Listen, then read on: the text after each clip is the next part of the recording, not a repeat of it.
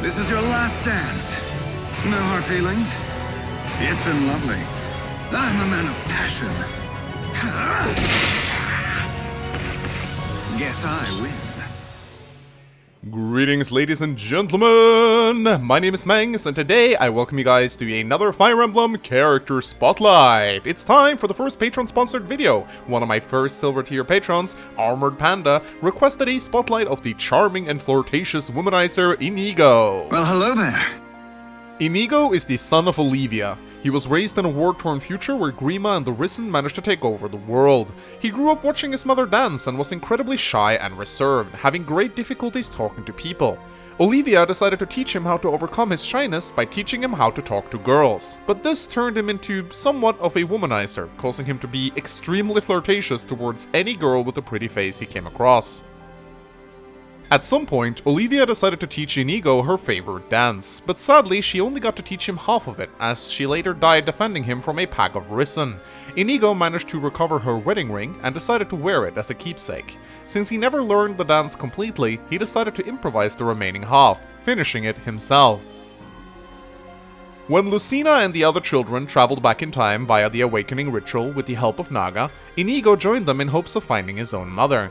He got separated from the rest of his companions, however, and ended up close to a village terrorized by bandits. Upon chatting up a cute village maiden, he learned the whereabouts of the bandits, and after running into one of them, he killed them in combat, knowing full well it would enrage the rest of his friends. Inigo, hell-bent on saving the village, and the cute maiden, decided to head over to the bandits' hideout to take them on all by himself. Luckily for Inigo, Chrom and his army arrived just as he was about to enter their camp, and subsequently helped him rout them. During the battle, he encountered Olivia, and was surprised to see his mother. However, since he wanted to wait until the end of the fight to reveal his identity, he pretended that he was caught off guard by her beauty. After the battle, unable to properly introduce himself due to his shy nature, he merely showed Olivia the wedding ring, proving that he was her son. He then explained that he was searching all over the world for beautiful dancers in an attempt to find his mother, a process he didn't mind much. It's been lovely. Once the village was safe, Inigo would join up with Chrom's army to aid them in their fight against Grima. At times in the night, he would often be spotted far away from the camp, practicing his dance moves. After the war against Grima, Inigo would travel the world as a mercenary and dancer, trying to spread as much joy as he possibly could, and obviously flirting shamelessly with any beautiful maidens he met. Sometime after the war, Inigo would receive a strange request from a mystical hooded man. Together with Owain and Severa, he traveled to the Mila tree, where they met up with this mysterious figure, who called himself Anankos. Anankos told him that his homeland desperately needed help, and asked him to travel through another dimension to help solve an impending crisis. Being ever the helpful souls, Inigo, Owain, and Severa accepted his requests. But before traveling to his new world, they were all given new outfits and names to mask their identities. Inigo was given some new clothes, along with a new name, Laslow. My real name is Inigo. Shh. Don't tell anyone. Once arriving in the new world, Laszlo was supposed to infiltrate the royalty of the Kingdom of Nor, something he did quite successfully. Under orders from Garon, the King of Nor, Laszlo was tasked to engage in a sparring match with the Crown Prince of Nor, Sander.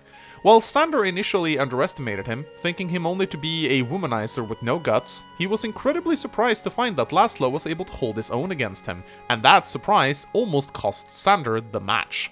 While Sander eventually overpowered him, he was so impressed by Laszlo's strength that he requested him as his personal retainer.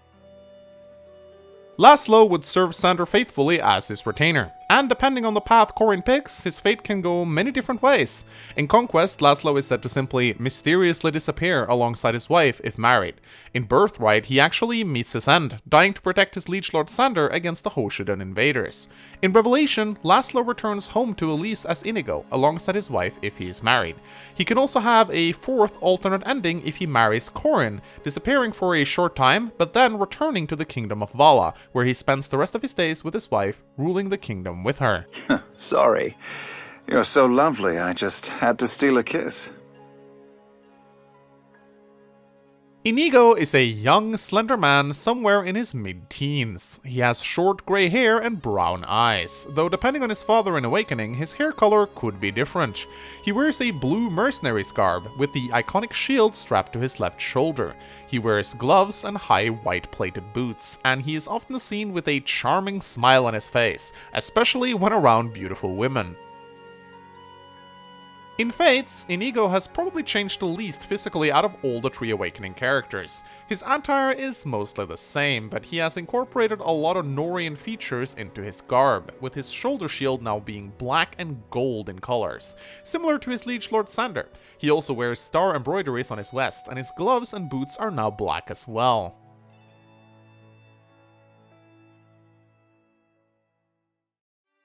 While he initially grew up quite shy and reserved, Inigo adopted quite a flirtatious personality due to the training he received from his mother.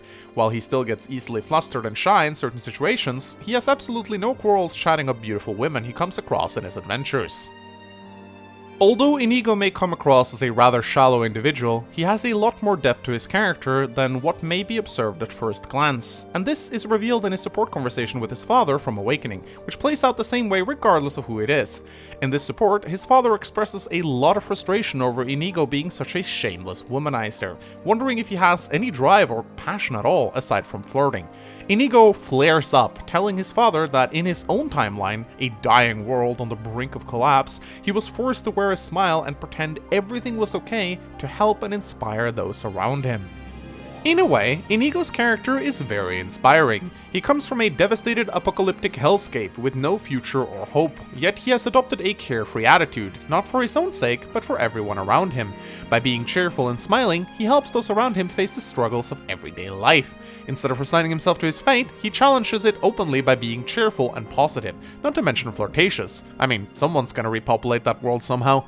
Now, while he certainly does most of these things for his own sake, he also tries to be an inspiration to everyone around him, and this is a trait he most likely picked up from his mother. In Fates, Inigo's personality remains mostly the same, though he seems to have lost a bit of his depth from Awakening, with most of his supports being rather carefree and flirtatious, especially with the women in Corin's army. Now, while there are certainly lots of charming support conversations, we don't really have one of the same caliber as the one he shared with his father from Awakening, so newer players never get to see that side of Inigo in Fates, which is quite sad. Still, he retains his loyalty, compassion, and will to inspire those around him with his dancing, which he can actually do as a skill in Fates. Let's dance! A 1 and a 2!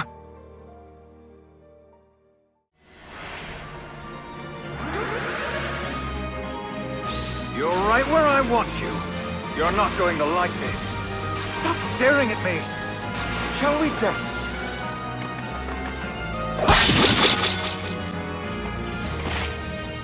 Well, that's that. Inigo is playable in both Fire Emblem Awakening and Fates. Let's look at his appearance in Awakening first, where he is a child unit, meaning he will be available in a paralogue once Olivia reaches an S-rank support with any male member of Chrom's army. Inigo starts out as a mercenary, but as with other child units, what you see here are not his final stats in-game, but rather his base stats before inheritance.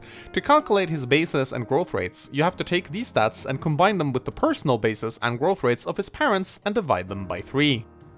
As a unit, Inigo has very good luck and speed, though he doesn't get the best of stats passed down to him from his dancer of a mother, and thus relies a lot on his father for inheritance. Robin is obviously an amazing choice, as he is a good father to anyone thanks to his high growth rates, but Chrom should also be considered, as this means both Lucina and Inigo can inherit an amazing skill. Keep in mind that Olivia is capable of obtaining Gale Force, which means she can pass it down to both of them. Regardless of his father, however, he will be a very serviceable unit, which is a common trend with most of the Awakening children. Due to his crazy luck stat, Inigo can make very good use of the Armstrit skill, allowing him to utilize extremely expensive weapons such as silver swords, making them last very long thanks to this skill proccing repeatedly. If you can get Inigo's luck up to 50, you can actually ensure that his weapon will never break, as the skill will proc literally 100% of the time. This is quite hilarious when combined with very expensive forged weapons. In Fates, Inigo, now named Laslow, will join your party in Chapter 12 of Conquest and Chapter 17 of Revelation, and he won't be playable at all in Birthrights. He is definitely more viable in Conquest, as Chapter 17 is a little bit too late for him in Revelation, considering he is one of the last units to join unpromoted, and he also joins at a point where a crap ton of units are available, and Revelation gives you very few deployment slots. It can therefore be tough to you to justify fielding Laslow over tougher, stronger sword users like Ryoma and Sander.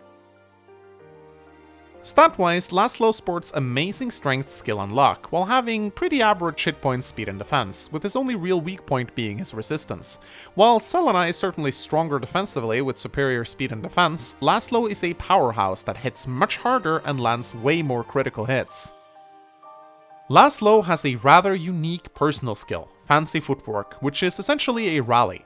It's a weird hybrid of rally strength and speed, providing a single point of each to all allies within 2 tiles when used. On its own, it may not seem like much, but since it stacks with other rallies, many prefer to turn Laslow into a rally bot, as through marriage and friendship, he is able to pick up a lot of classes which provide different rally skills. If you put enough work into him, he can become an absolutely insane supporting unit. However, the argument could be made that you could just capture Rallyman in Chapter 22 of Conquest, as he kinda fills the same role, but with much less work required. Laslow can promote into a Bow Knight or a Hero, and can reclass to a Ninja and later a Master Ninja or Mechanist. Many would argue that Hero fits him the best, as his high skill means he'll proc Sol a lot, which helps his staying power on the front lines. Bow Knight does make him more mobile though, and gives him rally skill, which is certainly preferable if you're going for a more supportive style. Once Laslow obtains an S-rank support with any female unit in your army, he becomes the father of Soleil, a mercenary just like himself.